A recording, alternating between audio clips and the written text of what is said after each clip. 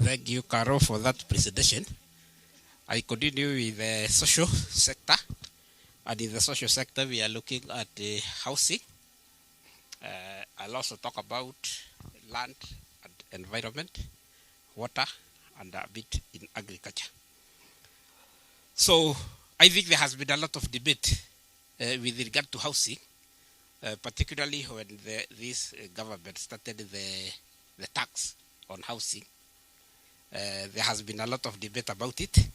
But one thing that is actually clear is opaqueness in the implementation of the housing tax, because those people who are actually contributing to the housing tax, they will not benefit from it. And that one even became out very clear on Wednesday when there was this big debate about the Kenya Kwanza performance. There has also been promise on the limited access to mortgage finance due to soaring of interest rates. Just as the governor presented, there has been an increase in the interest rates. So that one is making it difficult for those people who want to own homes through mortgage to access because of the high interest rates. And then there have also been the issue of land titling, and there has been one case in Samburu where people were issued a title and then those issues were actually revoked.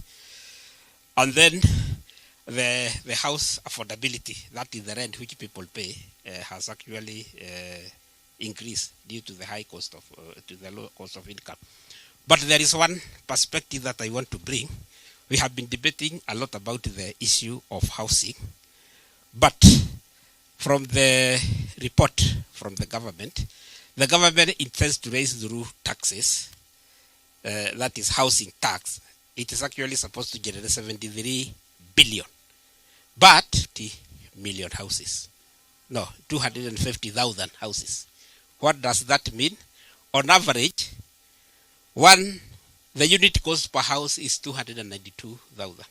The big question is, what kind of a decent house can you build with 292,000? Let me give a very practical example.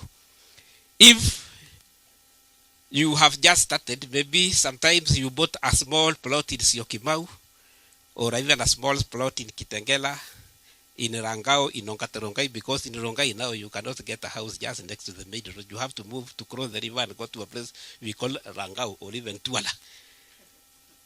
If you have that 1/8 plot that you bought, and because for a middle income family, an ideal house is a 2-bedroom house. If you are to build a 2-bedroom house in Langao or in Kitengela, it will roughly cost you 1.5 million. So if that is the case, then with the 73 billion, which the government wants to use to construct 250, they will be very lucky to construct 50,000 houses per year. Because if you divide 73 billion by 1.5 million, that one will be about 49 point something. So this government will be very lucky to construct 50,000 houses. So that target will not be met. And and we even do not know who will benefit from the few that will be constructed. So that one, the issue of